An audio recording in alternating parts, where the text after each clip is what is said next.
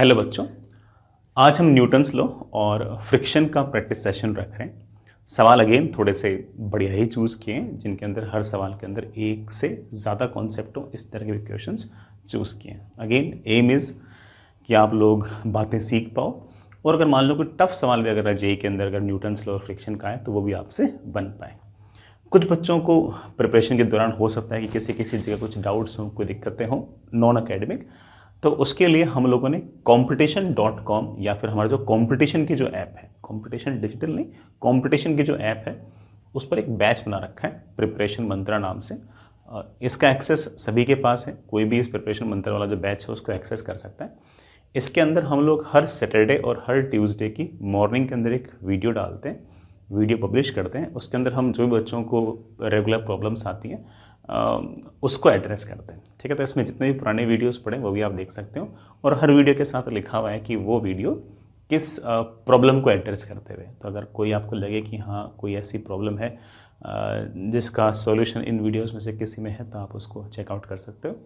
और अगर आपको लगे कि उसमें ऐसी कोई आपकी प्रॉब्लम है, प्रिपरेशन के दौरान आप कहीं फंस रहे हो और आपको लगता है कि सर को वीडियो बनाना चाहिए, तो आप हमें मैसेज कर सकते हैं। हम नेक्स्ट ट्यूसडे या नेक्स्ट सैटरडे को जब भी उस टॉपिक का नंबर आएगा, हम उस हिसाब से उसका वीडियो बना देंगे आपके हिसाब से। ठीक है, तो इसका एक्सेस सभी के पास है ना, इस बैच का competition.com या competition की ऐप पर प्रिपरेशन मंत्रा, थोड़ा नीचे जाना पड़ेगा बैच में, वहाँ पर इसका एक्सेस सबके पास है। ठीक, तो आप देख लेना। इसमें शुरुआत में मतलब मेरे ख्याल से हर मतलब ऐसे जो पुरानी वीडियोस हैं वो भी देख सकते हो, अदरवाइज आप डेट्स सेलेक्ट कर सकते हो कौन से ट्यूसडे की और सैटरडे की। ट्यूसडे और सैटरडे को मॉर्निंग में 7:45 के आसपास ये वीडियो पब्लिश होते हैं, हर ट्यूसडे और हर सैटरडे। ठीक है, पुराने वीडियोस भी पढ़े, आप देखना चाहो तो देख सकते हो। चलिए बच्चों, सबसे पहला सवाल थोड़ा सा रिलेटिवली आसान सही है, सुनिएगा क्या कह रहा है सवाल। A cylinder rest in a supporting carriage as shown. बेटा ये तो कैरियज हो गया, और इसके अंदर कोई सिलेंडर है, रेस्ट पे है, of course with respect to carriage. The side A B of the carriage makes an angle 30 degree with the horizontal. बेटा ये साइड ए बी हॉरिजॉन्टल से एंगल 30 पे है, साइड बी सी जो है वो वर्टिकल है। ठीक है, इस पूरे के पूरे कैरियज को हम लेफ्ट डायरेक्शन में लेके जा रहे हैं एक्सेलरेशन ए से। The magnitude of normal reaction exerted by side AB and BC are represented as NAB and NBC respectively. कहीं फ्रिक्शन है नहीं। Then the magnitude of acceleration A of carriage is increased. इस तरफ जो एक्सेलरेशन मैं उसको बढ़ा रहा हूँ, तो मुझसे पूछा है कि ये जो नॉर्मल फोर्स AB ने लगाया और ये जो नॉर्मल फोर्स BC ने लगाया, ये बढ़ेगा घटेगा कांस्टेंट रहेगा, इस तरह की बातें हमसे पूछिए। तो ये तो बिल्कुल ऐसे सिंपल सा ही सवाल हो गया, और क्लास के जो एग्जाम्पल्स थे वैसा सा ही सवाल हो गया। हमारे पास बड़ा ये हॉरिजॉन्टल, ये आपका ए बी वाला इंक्लाइंड प्लेन, और इसके ऊपर कोई ना कोई आपके पास एक तरह से ऐसे ये है बड़ा, और ये वाला दीवार आपके पास ऐसे वर्टिकल है। ठीक, कौन से फोर्सेस हैं डिस्कस करते हैं। सबसे पहले इस सिलेंडर को अर्थ पुल करेगी नीचे की तरफ mg से। इस इंक्लाइंड प्लेन का हॉरिजॉन्टल से एंगल है 30। तो जैसा कि मैं आपको सिखा चुका हूं, इस इंक्लाइंड प्लेन ने जो नॉर्मल लगाया होगा ऐसे, बेटा मैं उसको NAB कह रहा हूं, उसका वर्टिकल से एंगल होगा 30। ये जो दीवार है इसने बेटा जरूर इधर की तरफ पुश किया होगा किसी न किसी नॉर्मल फोर्स NBC से, और अगर कैरियज का एक्सेलरेशन सामने की तरफ A है तो इस सिलेंडर का एक्सेलरेशन भी सामने की तरफ A है। ठीक है, मैं आपको अगर इस सिलेंडर को ऐसे पॉइंट की तरह दिखाऊं तो मेरे पास कुछ इक्वेशंस इस तरह से हैं। NAB का ऊपर वाला component that is normal force by AB का cos 30। बड़ा cos 30 इज ऑफ कोर्स √3/2। नीचे की तरफ आपके पास mg। NAB का sin 30 इस तरफ, NAB का sin 30 इस तरफ, और NBC इस तरफ, और हमारे पास एक्सेलरेशन इस तरफ ए। वर्टिकल डायरेक्शन में किसी प्रकार का एक्सेलरेशन नहीं है, इसलिए ऊपर का फोर्स बराबर शुड बी इक्वल टू नीचे का फोर्स। इसका मतलब NAB √3/2 should be equal to mg। इससे मेरे पास ये आ गया कि AB ने जो नॉर्मल फोर्स लगाया उसकी वैल्यू है 2mg/√3। इसमें सर ए तो आया ही नहीं, हाँ बेटा ए तो आया ही नहीं, इसमें तो m है, g है, 2 है, √3 है, ये सब तो कांस्टेंट है। इसका मतलब AB ने जो नॉर्मल फोर्स लगाया बेटा वो तो समय के साथ चेंज नहीं होगा, NAB must remain constant, NAB must remain constant. वैसे बेटा मेरे ख्याल से NAB इज कांस्टेंट तो सिर्फ और सिर्फ एक ही ऑप्शन में है, थर्ड ऑप्शन में, तो तुम BC को चेक ना करो तब भी चलेगा, बट चलो कर लेते हैं। हमारा सवाल तो हो चुका बेटा, क्योंकि इसमें भी NAB इंक्रीज बोल रखा है, इसमें भी NAB इंक्रीज बोल रखा है, इसमें भी NAB इंक्रीज बोल रखा है, ठीक है। सिर्फ और सिर्फ इसके अंदर ही NAB रिमेन कांस्टेंट बोल रखा है और NAB हमारा कांस्टेंट आया, तो हमें बाकी ऑप्शन चेक करने की जरूरत नहीं है, बट चलो कर लेते हैं। NBC अगर लिखना चाहते हो तो आप ऐसे कर सकते हो कि NBC इस तरफ माइनस NAB/2 पीछे की तरफ, इस तरफ net force, this net force must be equal to mass into acceleration.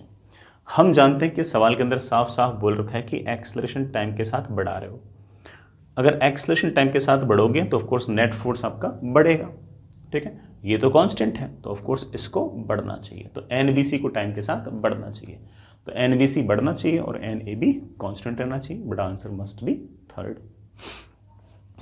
आगे चलिए बच्चों, नेक्स्ट इज, वैसे सवाल की डायग्राम वायग्राम देखकर आपको लगेगा कि सर ये तो सर्कुलर मोशन का सवाल आ गया, थोड़ा दिखने में सर्कुलर मोशन का है। इस सवाल को करने के लिए जो इन्फॉर्मेशन चाहिए बेटा वो सिर्फ और सिर्फ हमारे न्यूटन्स लॉ से हो जाएगी, अदरवाइज डायग्राम तो ये कॉनिकल पेंडुलम का है, ठीक है। सवाल क्या है, a heavy particle of mass m is tied to the end A of string of length 1.6 metre. बेटा लेंथ आपके पास 1.6 मीटर है, ये वर्टिकल एंगल आपका 60 है। It's other and O is fixed, बेटा दूसरा एंड जो है बड़ा वो फिक्स कर रखा है। It revolves as a conical pendulum, अच्छी बात है बेटा, लिख भी रखा है और एंगल दे रखा है 60 degree. The tension in the string is, बेटा मुझसे पूछा है कि इस रस्सी में टेंशन कितनी होगी, तो काफ़ी सारे बच्चे सोचेंगे सर इसमें कॉनिकल पेंडुलम वगैरह कॉन्सेप्ट आएगा, नहीं कोई ज़रूरी नहीं है। देखो कैसे, अगर ये आपका पार्टिकल इस तरह से इस R रेडियस के सर्कल में अगर घूम रहा है तो अंदर की तरफ एक एक्सेलरेशन रिक्वायर्ड है v²/r, ठीक है। हालांकि मुझे कोई ज़रूरत नहीं है उसकी, आराम सुनना। इस m मास पर कौन से फोर्सेस हैं, नीचे की तरफ तो है mg और ऐसे है आपके पास टेंशन। अगर ये वाला एंगल आपके पास 60 तो प्यारे बच्चों ये वाला एंगल भी आपके पास 60। हॉरिजॉन्टल डायरेक्शन में तो एक्सेलरेशन v²/r है, v दिया ही नहीं है, हालांकि हम निकाल सकते हैं, ठीक है। लेकिन ये बेटा मुझे दिया नहीं, मुझे टेंशन चाहिए, सर क्या करूं बेटा, एक्सेलरेशन आपका हॉरिजॉन्टल डायरेक्शन में है, वर्टिकल डायरेक्शन में ये वाला पार्टिकल ना तो ऊपर जा रहा है ना नीचे जा रहा है, हाँ हॉरिजॉन्टल सर्कल में मूव कर रहा है। यार हॉरिजॉन्टल सर्कल में अगर मूव कर रहा है तो एक्सेलरेशन तो हॉरिजॉन्टल में है, वर्टिकल डायरेक्शन में तो कोई एक्सेलरेशन है ही नहीं, और अगर वर्टिकल डायरेक्शन में कोई एक्सेलरेशन नहीं तो ऊपर का फोर्स बराबर नीचे का फोर्स। ध्यान दीजिएगा बेटा, ऊपर की तरफ आपके पास है t cos 60, नीचे की तरफ मेरे पास है t sin 6, सॉरी नीचे की तरफ मेरे पास है ऑफ कोर्स mg और इधर की तरफ मेरे पास है t sin 60। इस t sin 60 के कारण ही सर्कुलर मोशन कर रहा है और सेंट्रीपिटल एक्सेलरेशन है v²/r।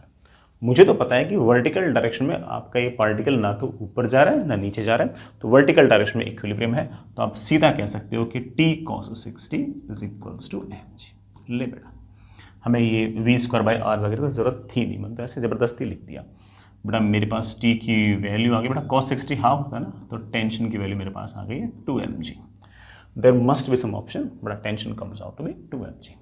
वो अलग बात है कि हम अब भी निकाल सकते हैं, हाँ सवाल में पूछा नहीं लेकिन हम भी निकाल सकते हैं। कैसे, हम बोलेंगे कि t का sin 60, अब t पता है, it should be equal to mass into इस तरफ एक्सेलरेशन, इस तरफ एक्सेलरेशन लिखना चाहो तो v²/r लिख सकते हो, है ना, या फिर ω² इंटू r लिख सकते हो। और जिस रेडियस में घूम रहा है बेटा वो रेडियस लिखना बहुत ही आसान है, अगर ये 1.6 है तो ये 1.6 का cos 60 है, ये 1.6 का sin 60 है। लेकिन खैर ये वाला सवाल तो आपका सर्कुलर मोशन का हो गया, ठीक है, लेकिन कॉन्सेप्ट तो आपको आज ही समझ में आ गया।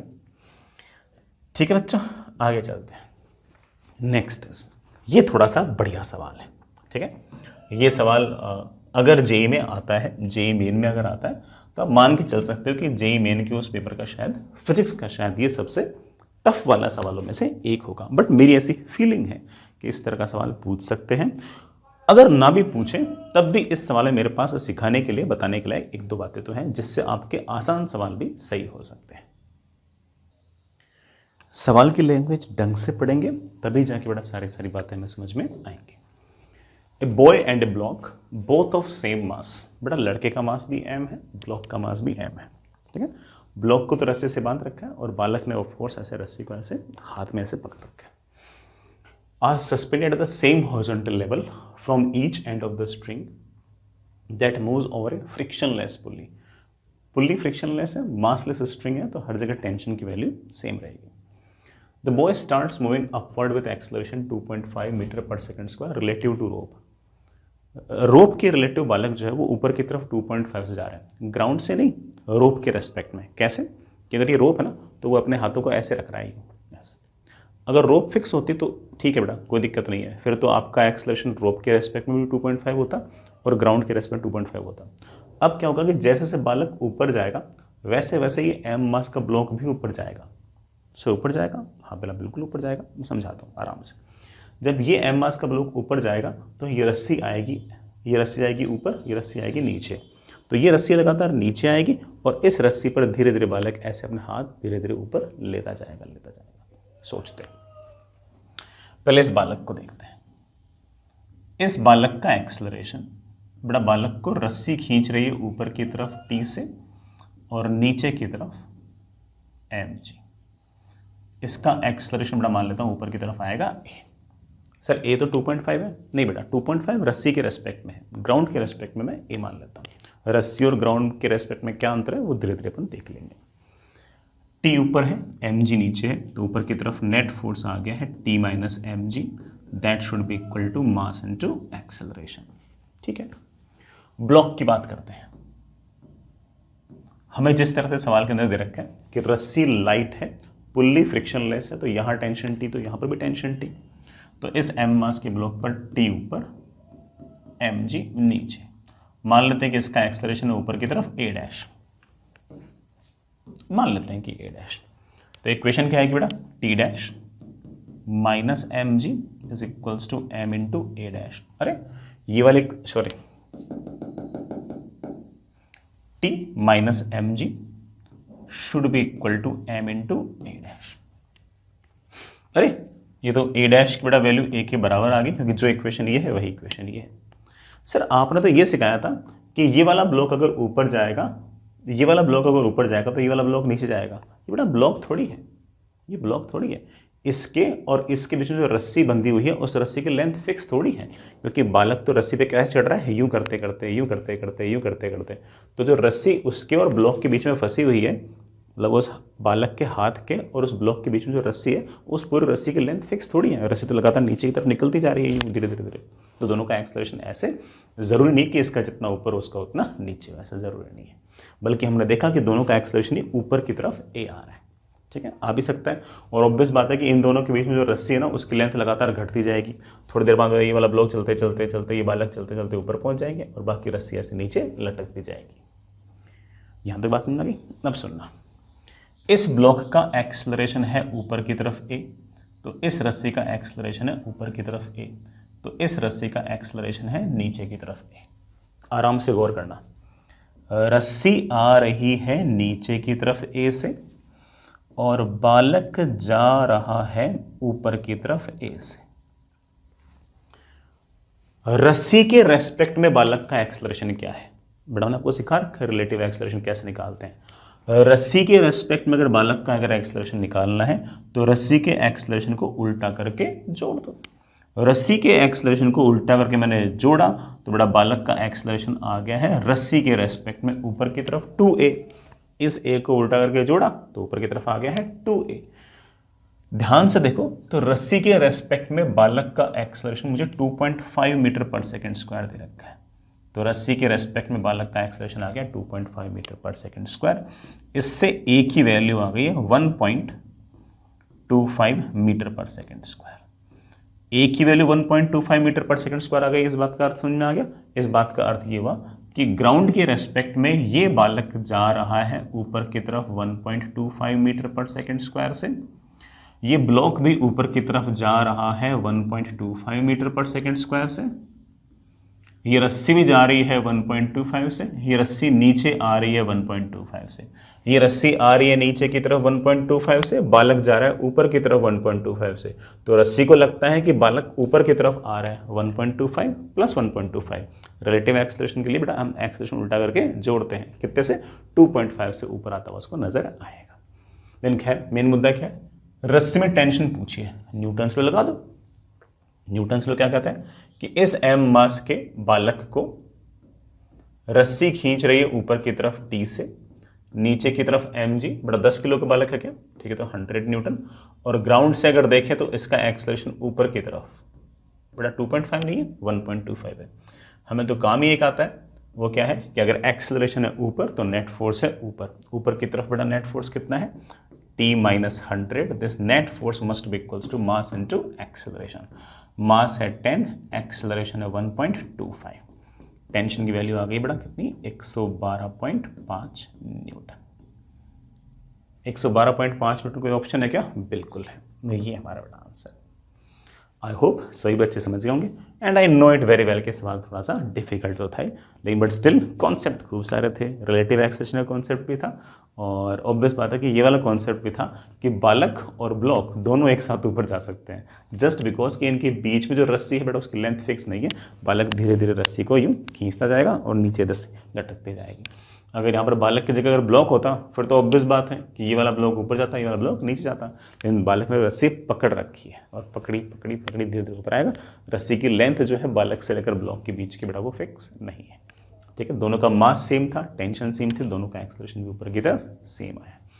इस तरह के सवाल में हमसे ये पूछ सकते हैं कि बताओ कि ये वाला जो ब्लॉक है ये इससे क्या कहते हैं पुल्ली से कब टकराएगा। बहुत आसान, इस ब्लॉक का एक्सेलरेशन आ गया ऊपर की तरफ ग्राउंड के रेस्पेक्ट में 1.25, डिस्प्लेसमेंट कितना करना है 10 मीटर, लगा देना S equals to UT plus half AT square. कोई पूछे तो जवाब दे सकते हैं। चलिए बच्चों आगे चलते हैं। Next, not that tough but still अच्छा सवाल। ये सवाल बेटा मैंने जानबूझ के सूडो फोर्स का सवाल समझाने के लिए किया है। हालांकि सूडो फोर्स का मैं एक सवाल करा दूंगा तो आपको हल्का फुल्का आइडिया लग जाएगा कि सूडो फोर्स का सवाल कैसे करते हैं। इन द फिगर शोन बड़ा m मास का ब्लॉक है, कैपिटल M मास का बड़ा वेज है, ठीक है। All the surfaces are involved are smooth, बड़ा कोई फ्रिक्शन नहीं है। Wedge is being moved toward right with acceleration a। इस पूरे अरेंजमेंट को मैं राइट साइड में a एक्सेलरेशन से लेके जा रहा हूँ, जो टाइम के साथ एक्सेलरेशन टाइम के साथ कैसे वेरी होगी ये नहीं दे रखा, ये दे रखा है कि इस अरेंजमेंट की वेलोसिटी इस तरफ कैसे वेरी होगी। Velocity is t²/2। हालांकि अगर वेलोसिटी दे रखी है तो मैं एक्सेलरेशन तो निकाल लेंगे, कोई बहुत बड़ा काम नहीं है। At what time block will just break the contact with wedge. Block जो है वो वेज से कॉन्टैक्ट कब लूज करेगा, तो इसके पीछे कॉन्सेप्ट ये है कि जब भी कॉन्टैक्ट लूज वाला शब्द कभी तुम्हारे सवाल में सामने आए तो समझ जाना कि नॉर्मल को जीरो करना है। इन दोनों के बीच में अगर नॉर्मल जीरो हो जाएगा तो समझ जाना कि स्मॉल m और कैपिटल M के बीच में कॉन्टैक्ट लॉस हो गया, ठीक है। सिर्फ इतना सा ही कॉन्सेप्ट है, बाकी तो ठीक है बेटा सवाल है, बाकी कोई ऐसी कोई खास बात इसमें ऐसी है नहीं। सुनना बेटा मैं करता हूँ, ये आपके पास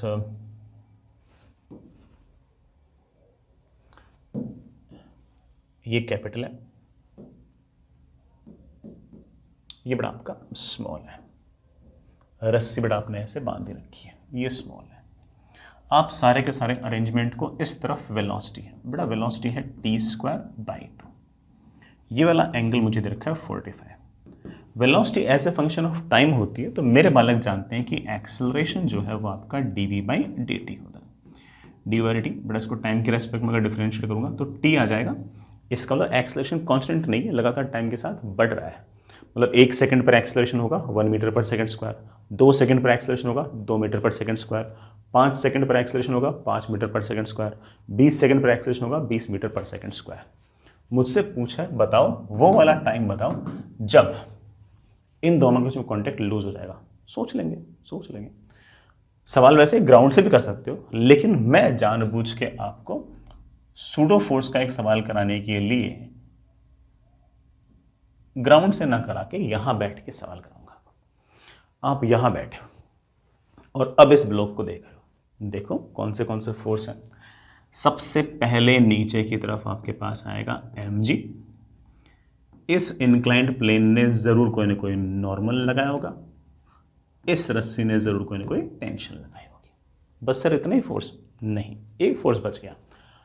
न्यूटन्स लॉ ये बच्चा लगा रहा है, इस बच्चे के पास खुद के पास एक्सेलरेशन है इस तरफ a, क्योंकि बेटा ये तो इस कैपिटल एम पर बैठा है, कैपिटल एम रेस्ट पे थोड़ी है।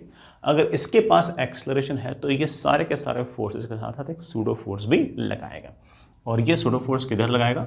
खुद का एक्सेलरेशन अगर राइट है तो ये सूडो फोर्स दिखाएगा लेफ्ट, और उसकी वैल्यू होगी ma।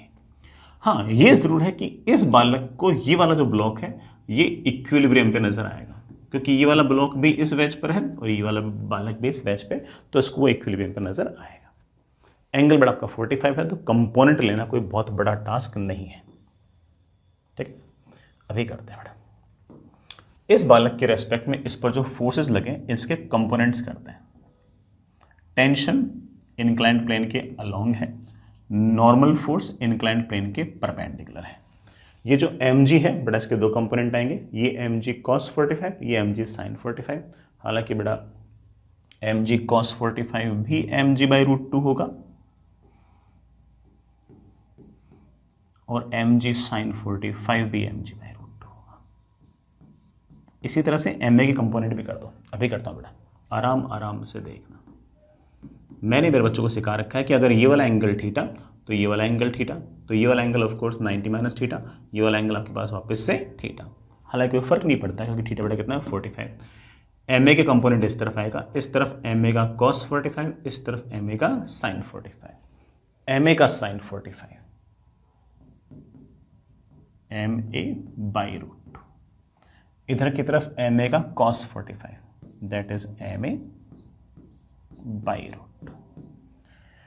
खैर मुझे इंटरेस्ट तो इस तरफ है, बालक वेज पर बैठकर सवाल कर रहा है, ठीक है, तो उसको लगेगा कि ये वाला ब्लॉक रेस्ट पे है, और अगर ये वाला ब्लॉक रेस्ट पे है तो आप कहोगे sir this force should be equal to this force, तो normal plus ma/√2 will be equal to mg/√2। अब सवाल अगर आपने ढंग से पढ़ा हो तो समय के साथ साथ एक्सेलरेशन लगातार बढ़ेगा, एक्सेलरेशन लगातार बढ़ेगा, लेकिन इन दोनों का सम तो mg/√2 फिक्स है, तो ऑफ कोर्स नॉर्मल लगातार घटेगा। ऐसे ही नॉर्मल घटते घटते घटते घटते एक टाइम ऐसा आएगा जब नॉर्मल की वैल्यू जस्ट जीरो हो जाएगी। जिस टाइम पर नॉर्मल की वैल्यू जस्ट जीरो होगी उस टाइम पर आपका स्मॉल m कैपिटल M से कॉन्टेक्ट को लूज कर देगा। बन गया अपना सवाल तो। और जैसे ही नॉर्मल को मैंने जीरो रखा, m/√2 गायब, a की वैल्यू आ गई है g मतलब बेटा कितना 10 मीटर पर सेकेंड स्क्वायर। लेकिन सर एक्सेलरेशन तो t है, मतलब 1 सेकंड पर acceleration 1 metre per second square, acceleration तो टाइम के साथ वेरी कर रहा है ना बेटा, तो आप ऐसा कह सकते हो कि 10 metre per second square acceleration कब होगा? आप बोलोगे sir t is equals to 10 seconds पर होगा। कब होगा बेटा? 10 सेकंड्स पर। 10 सेकंड्स कोई ऑप्शन है क्या? बिल्कुल है, पहला ही ऑप्शन आपका 10 सेकंड है। बचा दिए पन्ने? ठीक है बच्चों, सवाल तो बढ़िया लगा हुआ, आगे चलते हैं। नेक्स्ट इज अगेन एक और सवाल सूडो फोर्स का ही है। हालांकि हम इसको थोड़ा सा ऐसे याद करने वाले तरीके से भी कर सकते हैं, मतलब हम इसे डायरेक्ट भी कर सकते हैं, ठीक है। पूरा अगर बेसिक से ना करें और अगर हमें 2-4 बातें भी अगर याद रहें तब भी हम सवाल को निपटा सकते हैं, तो ऐसा कोई इतना टफ भी नहीं है। A lift shown in figure is going up with acceleration 10 metre पर सेकेंड स्क्वायर। बड़ा लिफ्ट है और ये ऊपर की तरफ 10 मीटर पर सेकेंड स्क्वायर से जा रही है। पुली और स्ट्रिंग जैसा कि अक्सर मासलेस होती है, अब भी मासलेस है। If acceleration due to gravity is also 10 metre पर सेकेंड स्क्वायर, और क्या चाहिए लाइफ में, जी की वैल्यू भी 10 है। Find relative acceleration of A with respect to B, कि ए ब्लॉक का एक्सेलरेशन बी के रेस्पेक्ट में क्या होगा। करते हैं बेटा, है ना, आराम से हो जाएगा ये तो। और अगर मान लो कि हमें हल्की फुल्की, मतलब अगर फॉर्मूले अगर याद है तो हो सकता है कि हम इस तरह के सवाल को डायरेक्ट भी कर दें। जैसे ये बेटा आपका लिफ्ट है, ये ऊपर की तरफ जा रहा है, इसका एक्सेलरेशन ऊपर की तरफ ए है, बट बाद में मैं ए को 10 रख दूंगा, और यहाँ पर मेरे पास एक m1 मास का ब्लॉक है और यहाँ पर मेरे पास एक m2 मास का ब्लॉक है, ठीक है। यहाँ टेंशन T, यहाँ टेंशन T, बड़ा नीचे की तरफ फोर्स लगेगा m1G, इस पर बड़ा नीचे की तरफ फोर्स लगेगा m2G। मान लो कि मैं लिफ्ट के अंदर बैठ गया, फॉर एग्जाम्पल अगर मैं लिफ्ट के अंदर बैठ गया तो मैं एक non inertial frame of reference हो गया, और अगर मैं non inertial frame of reference हो गया तो मैं सारे के सारे फोर्सेस के साथ साथ एक सूडो फोर्स भी दिखाऊंगा। भाई मैं लिफ्ट के अंदर बैठ गया और लिफ्ट का अगर एक्सेलरेशन ऊपर की तरफ ए है तो मेरा एक्सेलरेशन भी ऊपर की तरफ ए, तो मैं सारे के सारे फोर्सेस के साथ साथ एक सूडो फोर्स भी दिखाऊंगा। मेरा एक्सेलरेशन ऊपर तो सूडो फोर्स दिखाऊंगा नीचे, तो नीचे की तरफ एक सूडो फोर्स आएगा m1a, इसका बड़ा नीचे की तरफ सूडो फोर्स आएगा m2a। ठीक है बेटा, अब मैं मान लेता हूं कि लिफ्ट के रेस्पेक्ट में लेट से ये नीचे जा रहा है b एक्सेलरेशन से और ये जा रहा है ऊपर की तरफ b एक्सेलरेशन से। लिफ्ट के रेस्पेक्ट में ये b से नीचे जा रहा है, बड़ा ये b से ऊपर जा रहा है। अब मैं तो ये कह रहा हूं कि तुमने बेटा पहले एक एटवुड मशीन वाला फॉर्मूला याद कर रखा था, मैंने याद कराया भी था, उससे डायरेक्ट कर सकते हो। लेकिन सर एटवुड मशीन वाले में तो नीचे की तरफ सिर्फ m1g लग रहा था, यहां तो नीचे की तरफ जो फोर्स लग रहा है वो m1 इंटू जी प्लस ए लग रहा है। सर एटवुड मशीन वाले में तो यहां पर नीचे की तरफ m2 इंटू जी लग रहा था, सर यहां पर तो g प्लस ए लग रहा है। तो जो g प्लस ए है ना, इसको एक तरीके से आप g इफेक्टिव बोल सकते हो। क्या बोल सकते हो बेटा? g effective. और हो सकता है कि ये जो b है, मतलब इन ब्लॉक्स का क्या एक्सेलरेशन होगा तुम डायरेक्ट निकाल लो। बेटा पता नहीं आप लोगों को याद है या नहीं, लेकिन मैंने ये एक्सेलरेशन निकालने का फॉर्मूला तुम्हें क्लास में सिखा रखा है। फॉर्मूला था m1 minus m2 into g upon m1 plus m2।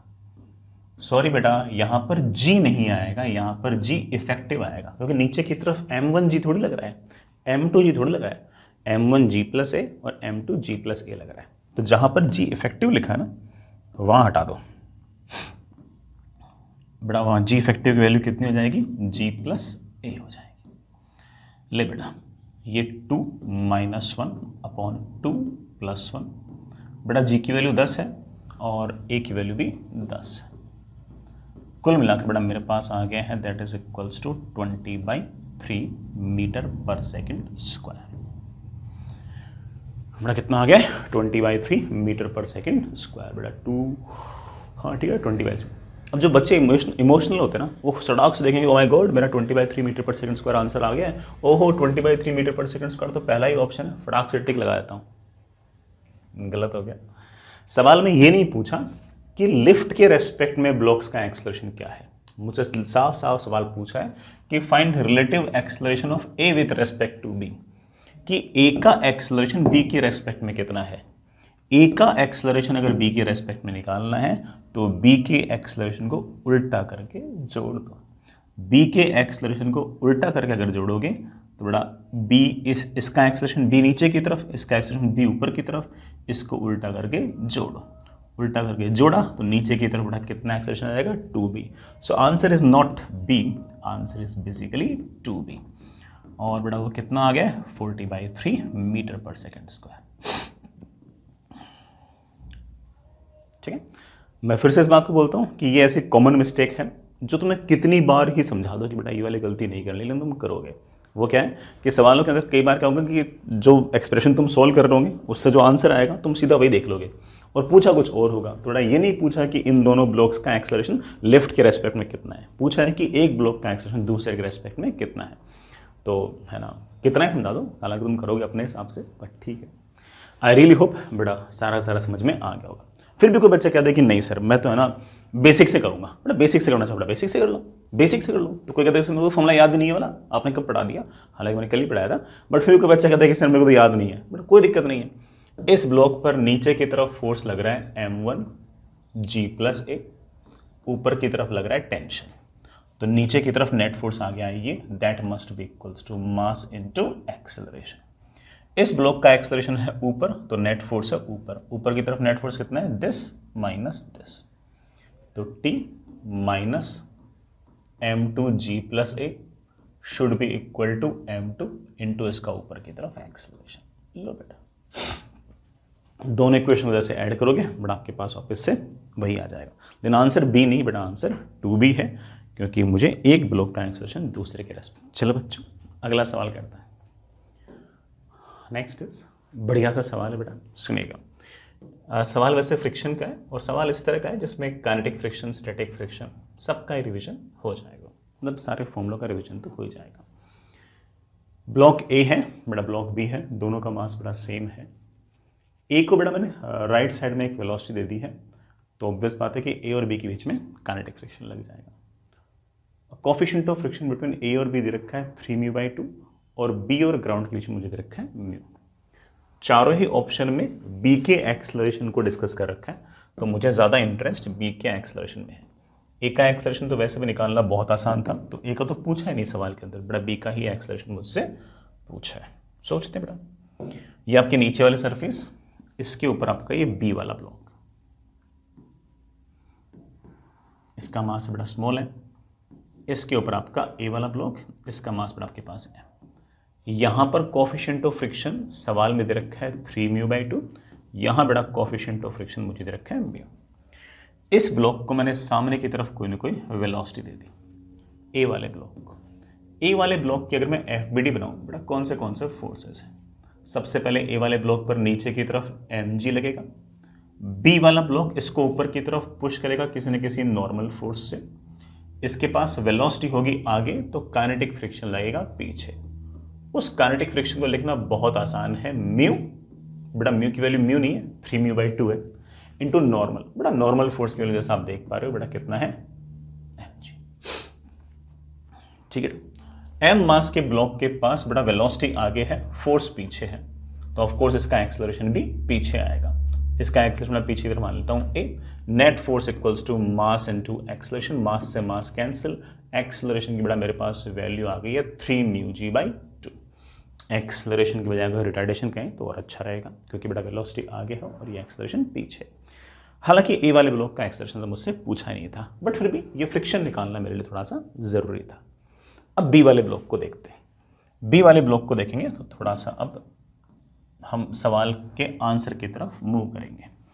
B वाले ब्लॉक पर कौन से फोर्स है? अर्थ पुल कर रही है नीचे की तरफ mg से, ठीक है। बी वाले ब्लॉक ने ए वाले ब्लॉक को नॉर्मल से पुश किया ऊपर की तरफ, तो ए वाला ब्लॉक बी वाले ब्लॉक को नॉर्मल से पुश करेगा नीचे की तरफ।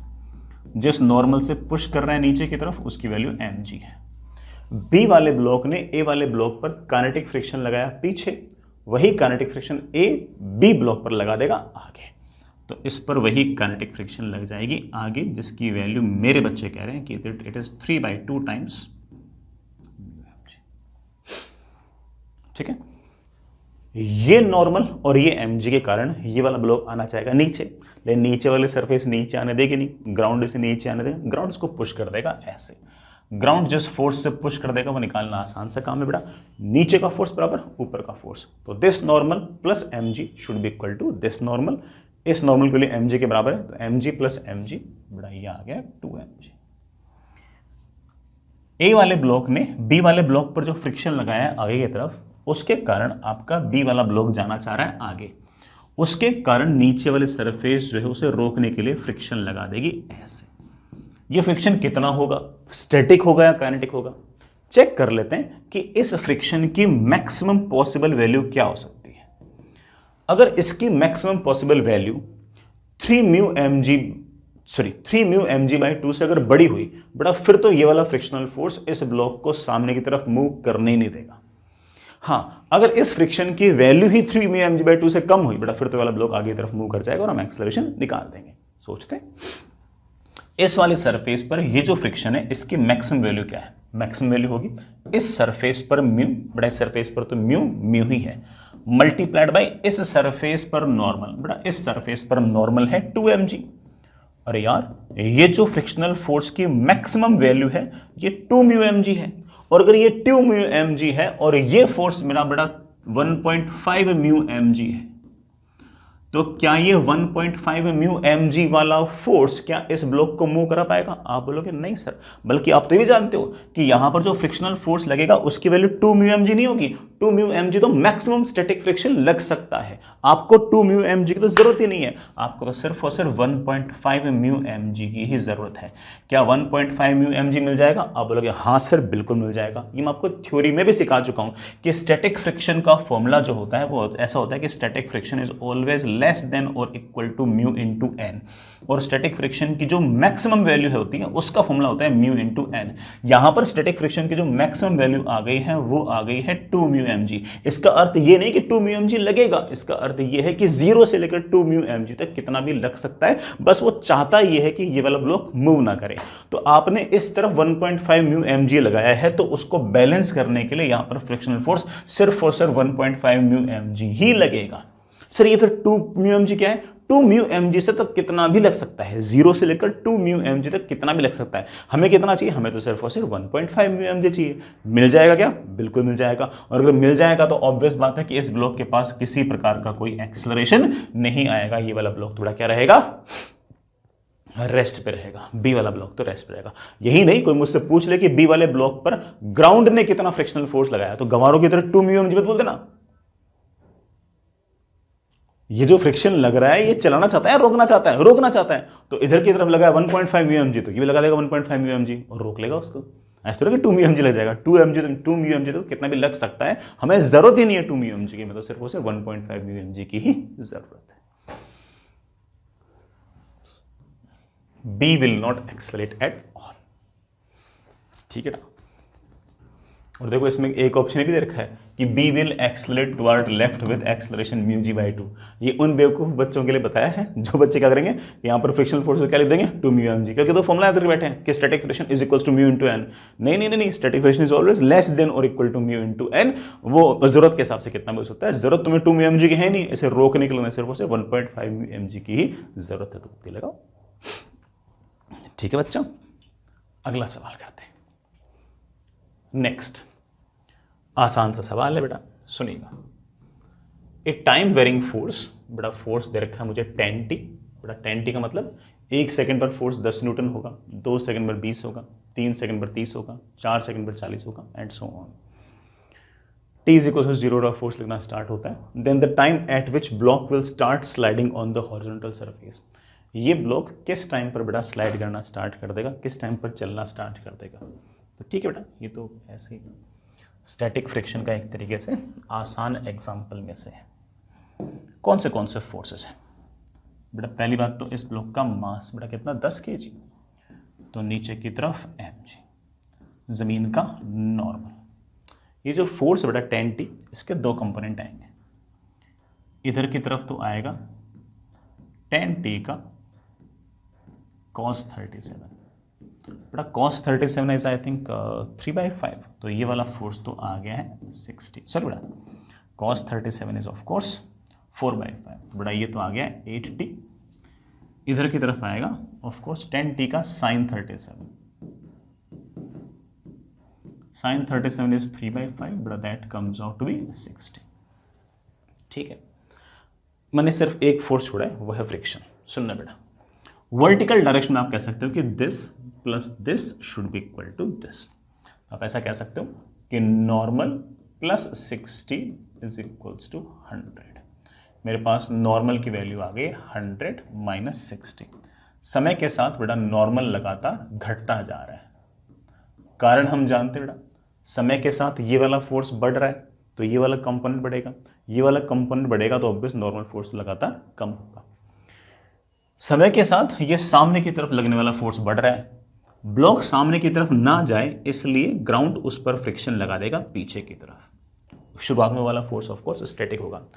टाइम बढ़ेगा बढ़ेगा बढ़ेगा बढ़ेगा तो ये वाला फोर्स लगातार बढ़ेगा, ये वाला फोर्स लगातार बढ़ेगा तो ये स्टैटिक फ्रिक्शन भी लगातार बढ़ेगा। लेकिन ऐसे तो है नहीं कि स्टैटिक फ्रिक्शन बढ़ते बढ़ते इन्फिनिट हो जाएगा। स्टैटिक फ्रिक्शन में एक लिमिट होती है और कभी ना कभी स्टैटिक फ्रिक्शन अपनी लिमिट तक पहुंच जाएगा, अब मतलब अपनी मैक्सिमम वैल्यू तक पहुंच जाएगा। इस स्टैटिक फ्रिक्शन की जो मैक्सिमम वैल्यू है उसका जरूर एक फॉर्मूला है म्यू इंटू एन। जैसे ही ये स्टैटिक फ्रिक्शन अपनी मैक्सिमम वैल्यू पर पहुंच जाएगा, that is the moment when block is just about to slip. अब स्लिप करने वाला है। तो ये वाला फोर्स बढ़ता जाएगा, ये बढ़ता जाएगा, ये बढ़ता जाएगा, ये बढ़ता जाएगा। जस्ट स्लिप होने वाले केस में ये बढ़ते बढ़ते बढ़ते बढ़ते बढ़ते अपनी मैक्सिमम वैल्यू पर पहुंच जाएगा। That is the case of just slipping. तो उस टाइम पर आगे लगने वाला जो फोर्स है that will be equal to पीछे की तरफ लगने वाला मैक्सिमम फोर्स। बेटा पीछे की तरफ लगने वाला जो मैक्सिमम फोर्स है बेटा that will B mu into normal. बेटा म्यू अगर डायग्राम देखो तो 0.5 मुझे दे रखा है, इनटू नॉर्मल। बेटा नॉर्मल में पहले से बोल चुका हूं that is equals to 100 minus 60, that is 50 minus 3t। बेटा मेरे पास आ गया है 11t इज इक्वल्स टू 50। बड़ा टाइम की बड़ा मेरे पास वैल्यू आ गई है 50/11 सेकेंड। 50/11 सेकेंड वो वाला टाइम है जिस टाइम पर आपका ब्लॉक जस्ट स्लिप करने वाला है। Is there any option like that? Yes of course. But आपका पहला ऑप्शन जो है वो आपका बिल्कुल करेक्ट है। समझ गए बच्चों?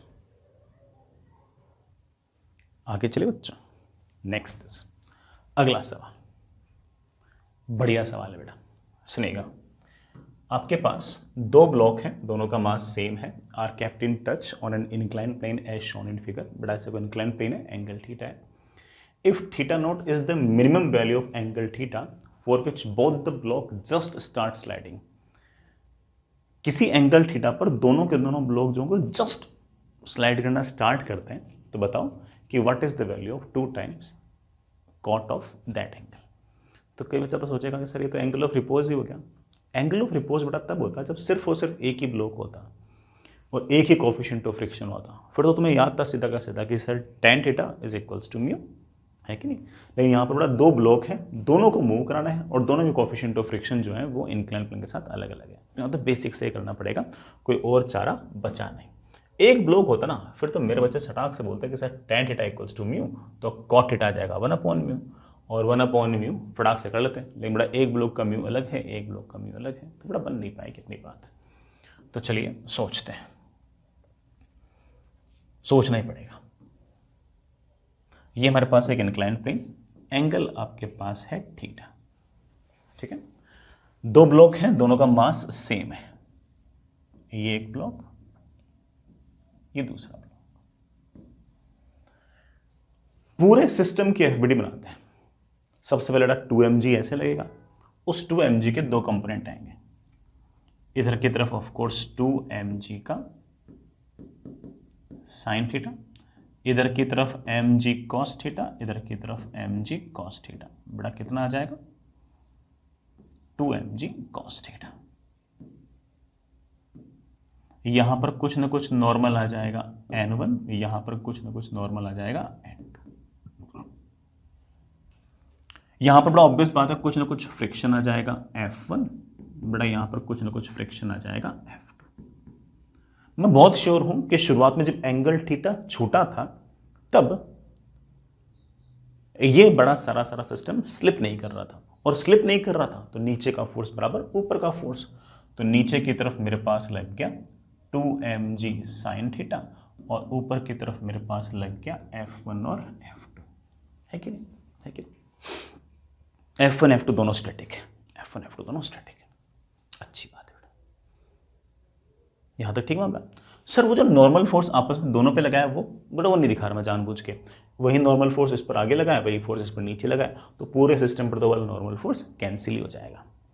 जैसे जैसे मैं थीटा को बढ़ाऊंगा वैसे वैसे ऑफ कोर्स नीचे की तरफ लगने वाला 2mg साइन थीटा लगातार बढ़ेगा। ये 2mg साइन थीटा लगातार बढ़ेगा तो F1 F2 भी लगातार बढ़ेंगे। ऐसे ही अगर लगातार F1 F2 बढ़ते गए बढ़ते गए बढ़ते गए बढ़ते गए तो एक टाइम का जस्ट स्लिपिंग का, और मेरे प्यारे वाले बच्चे, कौन, मेरे प्यारे वाले बच्चे बोलेंगे कि सर जस्ट स्लिपिंग वाले केस के अंदर नीचे की तरफ लगने वाला जो 2mg साइन थीटा है वो बराबर हो जाएगा ऊपर की तरफ लगने वाले फ्रिक्शनल फोर्सेस के मैक्सिमम वैल्यूज के बराबर। बड़ा जस्ट स्लिपिंग वाले केस में ये वाला फोर्स बढ़ते बढ़ते किसके बराबर हो जाएगा, F1 और F2 की मैक्सिमम वैल्यूज के सम के बराबर। F1 की मैक्सिमम वैल्यू कितनी है बेटा, इस सरफेस पर मैक्सिमम स्टैटिक फ्रिक्शन कितना लग सकता है, म्यू इंटू नॉर्मल। म्यू है 0.6 इंटू नॉर्मल। नॉर्मल मेरे प्यारे बच्चे बोलेंगे सर mg का cos थीटा। बेटा F2 की मैक्सिमम वैल्यू कितनी है, म्यू। बेटा म्यू है 0.2 इंटू एम जी का कॉस थीटा। मचा दिया अपन ने, मचाई दी एक तरीके से देखिए तो। बड़ा एम जी कैंसिल, मेरे पास आ गया 2 times sine theta is equals to 0.6 plus 0.2 बड़ा 0.8 M G cancel cos theta. Sir मुझे तो कॉट थीटा चाहिए, तो 2 divided by 0.8 should be equal to cos theta upon sine theta, that is cot theta. बेटा 2 अपॉन 0.8, बेटा 2 upon 0.8 ही है ना, एक बार देना 2 M G sine theta mu cos theta.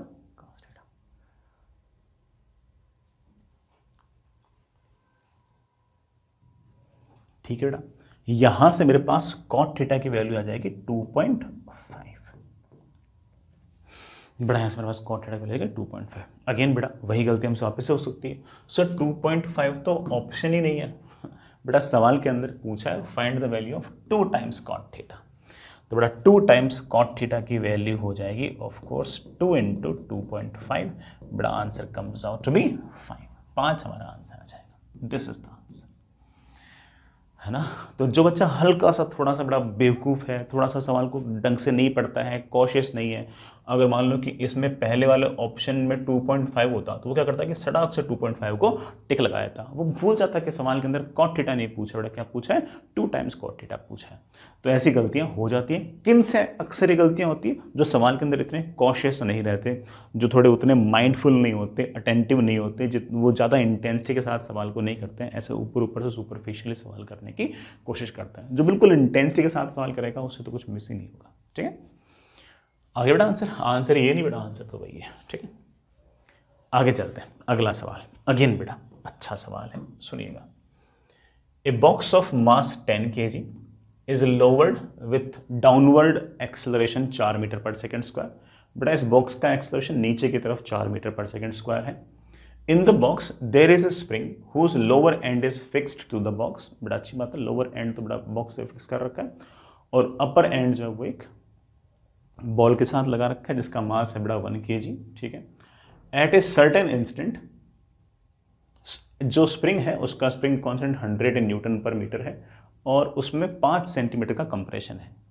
उस टाइम पर ये जो एम मास का आपका ब्लॉक है ये इक्विलिब्रियम पे है, ऐसा कुछ नहीं दे रखा है। ठीक है, मुझसे पूछा है कि इस केबल के अंदर टेंशन कितनी होगी, मतलब इस पूरी की पूरी बॉक्स को नीचे की तरफ 4 मीटर पर सेकंड स्क्वायर ले जाने के लिए इस केबल के अंदर टेंशन कितनी होगी।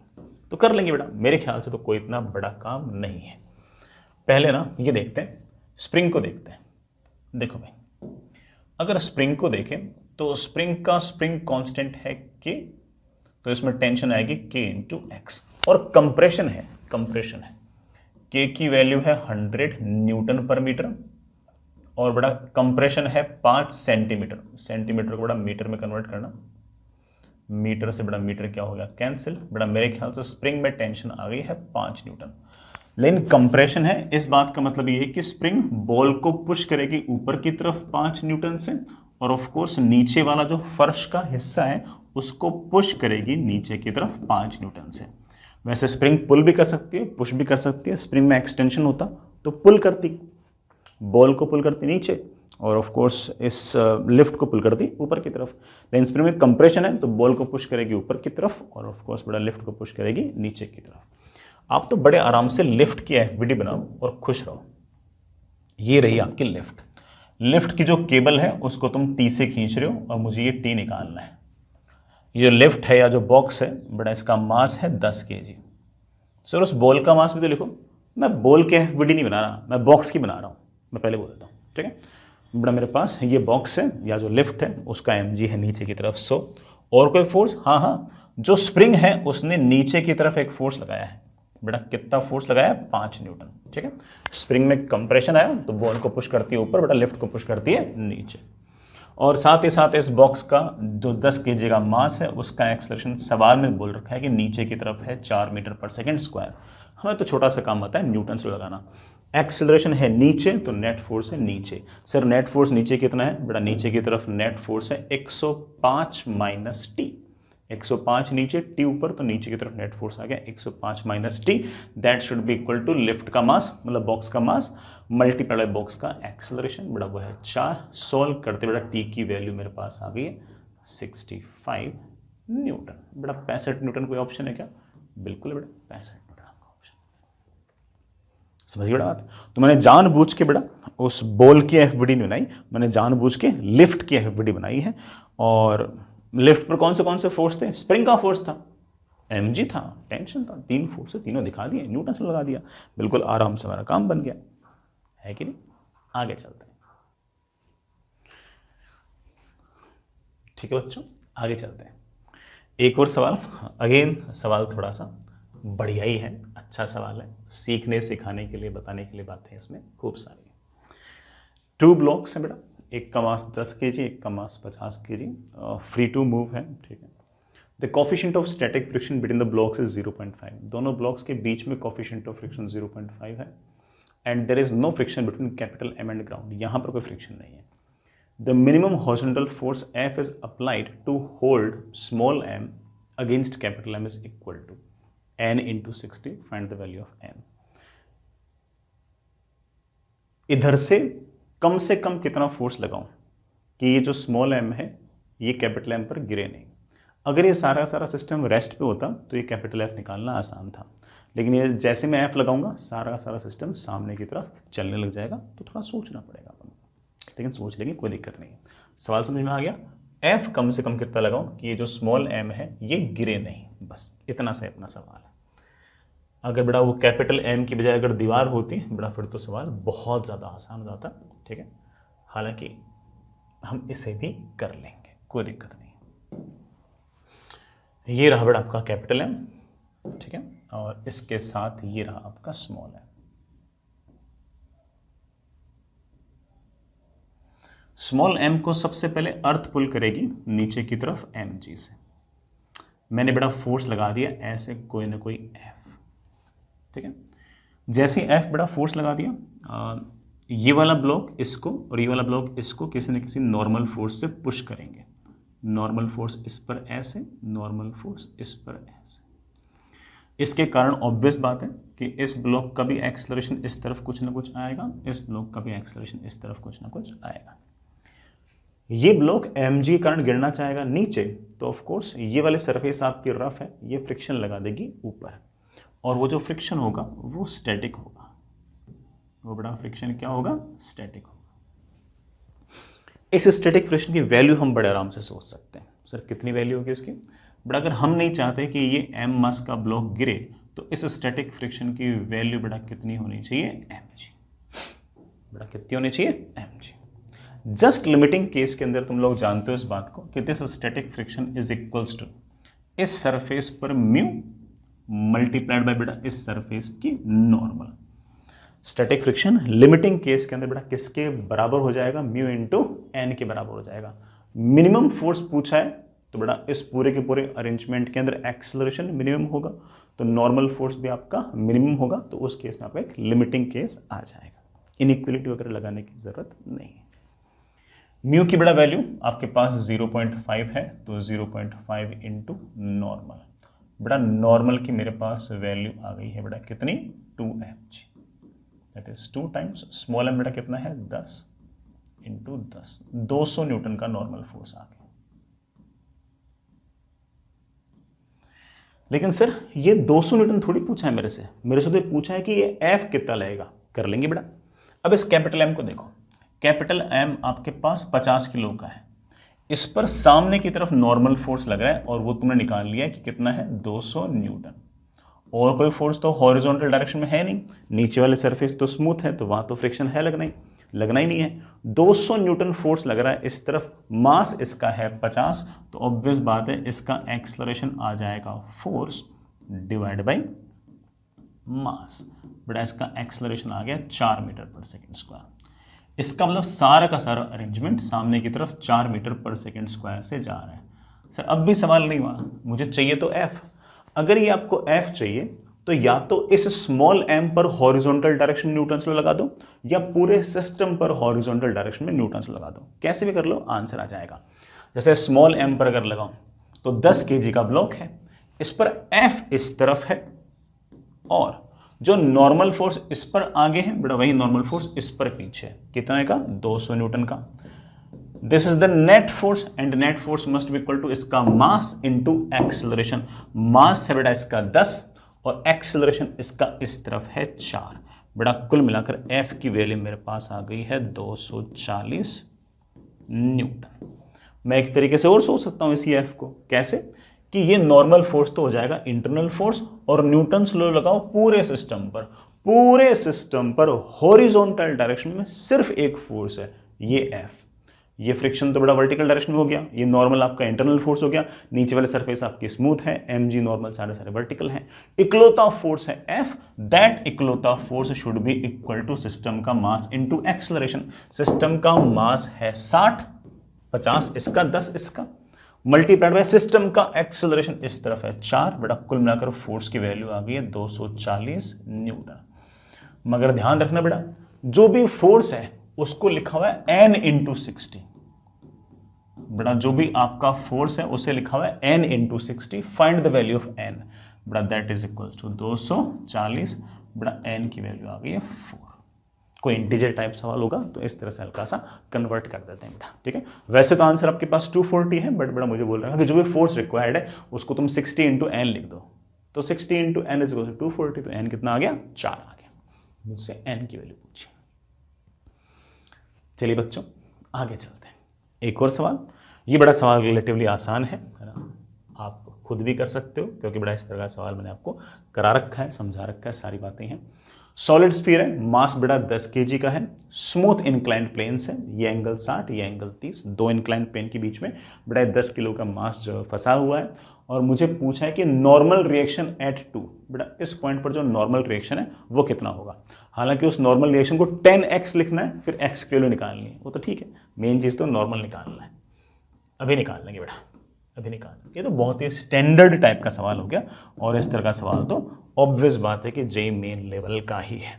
बेटा ये हॉरिजॉन्टल, ये आपके पास इंक्लाइंड प्लेन, जिसका एंगल बेटा आपके पास कितना है 60। दूसरा बेटा आपके पास है ये इंक्लाइंड प्लेन जिसका एंगल आपके पास कितना है 30। और आपके पास बेटा कोई बॉल है 10 किलो की जो ऐसे फंसी हुई है।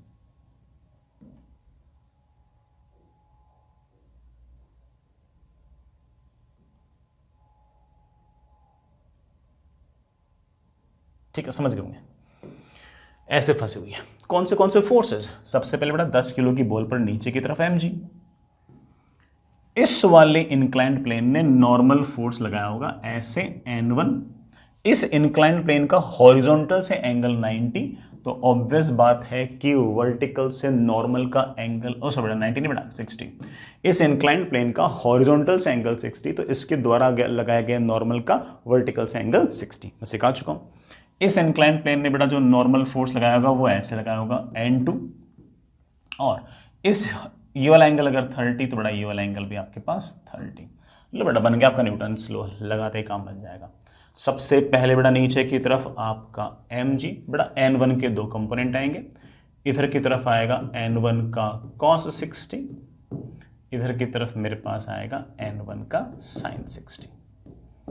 n2 के दो कंपोनेंट आएंगे बेटा, ऊपर की तरफ तो आएगा n2 का cos 30, इधर की तरफ आएगा n2 का sin 30। हमारा ये जो बॉल कहीं जा रहा है क्या? आप लोग नहीं सर कहीं नहीं जा रहा, तो नेट फोर्स मस्ट बी 0, ऊपर का फोर्स बराबर नीचे का force n1/2 n2 √3/2 should be equal to 100। This is my equation number 1। Left का फोर्स बराबर राइट का फोर्स, तो n2 sin 30 should be equal to n1 sin 60। बेटा sin 60 is √3/2। This is my equation number 2।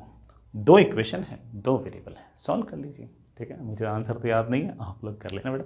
निकालना क्या है? सिर्फ और सिर्फ n1 निकालना है। ठीक है, तो n2 को यहाँ से उठा के यहाँ पटक दो बेटा, आपका आंसर आ जाएगा। अरे निकाल ही देता हूँ ना यार, n1/2 तो ठीक है बेटा, n2 √3/2 बेटा, n2 को मैं लिख सकता हूँ n1 √3, n2 में n2 √3 into √3/2 should be equal to 100। बेटा मेरे पास आ गया n1/2 plus 3 times n1/2 is equals to 100। बेटा मेरे ख्याल से 2 times n1 is equals to 100 आ गया होगा। बेटा n1 की वैल्यू शायद बेटा 50 न्यूटन आ गई। ठीक है ना, मुझे बोल रखा है कि ये जो फोर्स है इसको 10x लिख दो, लिख दिया बेटा। तो x की वैल्यू कितनी आ गई? 5 आ गई। x पूछा मुझसे। ठीक है, आसान लगा? आगे चलते हैं बेटा। एक और सवाल, बढ़िया सवाल, आराम से अच्छे से करने लायक सवाल है और इसमें वेइंग मशीन का भी फंडा है। हालांकि आप लोग जानते हो कि वेइंग मशीन का कोई फंडा, कोई एक्स्ट्रा फंडा नहीं है। वेइंग मशीन सिर्फ और सिर्फ नॉर्मल फोर्स निकालती है ना। नॉर्मल फोर्स और नॉर्मल फोर्स उनको लिखने आते हैं, कोई दिक्कत नहीं है। पुल्ली आइडियल है, स्ट्रिंग मासलेस है। रीडिंग ऑफ वेइंग मशीन मुझसे पूछी है, बाकी सारी इंफॉर्मेशन सवाल के अंदर है। ये ब्लॉक है बेटा 10 kg का, कोफिशिएंट ऑफ फ्रिक्शन है 0.5। बेटा ये 50 किलो का तो बालक है और 10 किलो की बेटा ये मशीन है और 20 किलो का आपका ये केज है। केज मतलब बेटा एक तरीके से जो भी आपकी लिफ्ट वगैरह है वो। तो अरेंजमेंट थोड़ा सा टफ तो है बेटा। 50 किलो का बालक, 20 किलो की बेटा ये आपकी लिफ्ट, 10 किलो की खुद की ये वेइंग मशीन है। वेइंग मशीन क्या मेजर करेगी? ऑफ कोर्स जो नॉर्मल फोर्स बालक ने उस पर लगाया वो मेजर करेगी। उसके लिए मुझे ऑब्वियस बात है कि एक्सेलरेशन वगैरह भी चाहिए। सीधा तो नहीं बोल सकता कि 500 न्यूटन, हो सकता है कि सारा अरेंजमेंट नीचे आ रहा हो, है कि नहीं? तो मुझे पता नहीं, सोच सॉल्व करना पड़ेगा। सीधा 500 न्यूटन तो मैं नहीं लिख सकता। ठीक है, देखते हैं। अगर आपकी लिफ्ट रेस्ट पे हुई तो बेटा नॉर्मल फोर्स ऑब्वियस बात है कि 500 न्यूटन आ जाएगा, क्योंकि 50 किलो का बालक उसके ऊपर बैठा है। लेकिन अभी ऐसा नहीं है बेटा। तो सिर्फ कैसा है सोचते हैं बेटा। मैं इस बात को हल्का फुल्का जानता हूं कि यहां पर टेंशन लगेगी ऐसे, बेटा वही टेंशन लगेगी ऐसे। इस टेंशन के कारण हो सकता है कि बेटा 10 किलो का जो ब्लॉक है ये आगे चलने लग जाए। अगर ये आगे चलने लग जाएगा तो पीछे की तरफ लग जाएगा आपका फ्रिक्शन, वो भी काइनेटिक। कितना बेटा? Mu into normal. म्यू है 0.5, नॉर्मल बेटा 10 किलो का ब्लॉक है तो 100। तो बेटा फ्रिक्शनल फोर्स अगर काइनेटिक लगता है तो 50। सर आपको कैसे पता कि फ्रिक्शन काइनेटिक होगा? चेक कर लेते हैं। देखो 50, 20, 70, 70 और 10, 80 किलो का मामला है। तो बेटा यहां पर कुल मिलाकर 800 न्यूटन ऐसे लग रहा है। ये जो 800 न्यूटन का फोर्स लग रहा है ऐसे, ये इस सारे के सारे अरेंजमेंट को यूं मूव कराना चाह रहा है। अब ऑब्वियस बात है कि फ्रिक्शनल फोर्स तो पीछे की तरफ अगर मान लो स्टैटिक लग भी रहा होता तो मैक्सिमम कितना लग रहा होता? 50। वो 50 न्यूटन इस 80 न्यूटन को रोक थोड़ी सकता है। तो ऑब्वियस बात है कि ये बात तो तय है कि ये सारा का सारा अरेंजमेंट नीचे आएगा, ये सारा का सारा अरेंजमेंट राइट साइड में जाएगा। ठीक है, करें सॉल्व? करना बेटा। इस ब्लॉक पर T आगे 50 पीछे should be equal to mass into acceleration. इसमें तुम FBD है ना, सबकी अलग अलग मत बनाओ, सबकी मिला के बना लो एक बार। सबकी मिलाकर बनाता हूं तो 50, 20 और 10, 800 न्यूटन लग रहा है नीचे, टेंशन लग रहा है ऊपर, बाकी सारे फोर्स तो आपके इंटरनल है। तो आप बोलोगे sir 800 minus T, 800 minus T should be, इस सबका मास बेटा कितना है? 80 इंटू ए। दोनों इक्वेशंस को जैसे ही मैंने ऐड किया मेरे पास आ गया 750 is equals to 90 into a. बेटा एक्सेलरेशन की वैल्यू आ गई है 75/9, बेटा that is I think 25/3 metre पर सेकेंड स्क्वायर। तो सारे के सारे अरेंजमेंट का एक्सेलरेशन है नीचे की तरफ 25/3 मीटर पर सेकेंड स्क्वायर। लेकिन सर मुझसे कि एक्सेलरेशन थोड़ी पूछा, मुझसे तो पूछा है कि बताओ वेइंग मशीन की रीडिंग क्या होगी। अरे भाई वेइंग मशीन की रीडिंग पूछिए, इसका मतलब मैंने सवाल में सिर्फ ये पूछा गया है कि वेइंग मशीन ने बालक पर और बालक ने वेइंग मशीन पर कितना नॉर्मल फोर्स लगाया है। तो इसके लिए पूरे सिस्टम की एफबीडी बनाने से बात नहीं चलेगी, उसके लिए आपको बालक की एफबीडी बनानी पड़ेगी। ये रहा बालक 50 किलो का, तो सबसे पहले नीचे की तरफ तो mg आ गया 500 न्यूटन। जो वेइंग मशीन है वो ऊपर की तरफ कोई ना कोई नॉर्मल फोर्स लगाएगी, यही तो मुझे निकालना है। और मैं जानता हूं कि बालक का एक्सेलरेशन है नीचे की तरफ 25/3 मीटर पर सेकेंड स्क्वायर। हमें तो काम ही एक ही आता है बेटा, net force equals to mass into acceleration. Net force नीचे की तरफ कितना है 500, नीचे नॉर्मल ऊपर, तो नीचे की तरफ नेट फोर्स आ गया 500 minus normal should be equal to mass into acceleration. Mass है बेटा 50, एक्सेलरेशन है 25/3। नॉर्मल की वैल्यू आ गई है 500 माइनस 50 इंटू 25/3।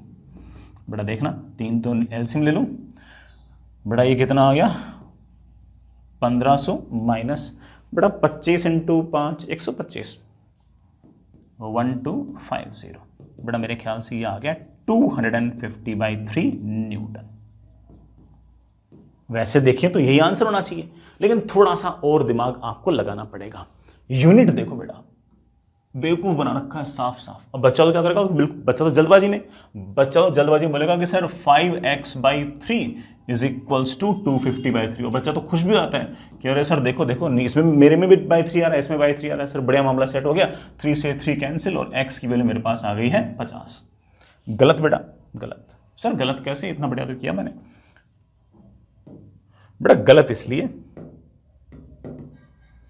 क्योंकि तुमने यूनिट का ध्यान नहीं रखा यार।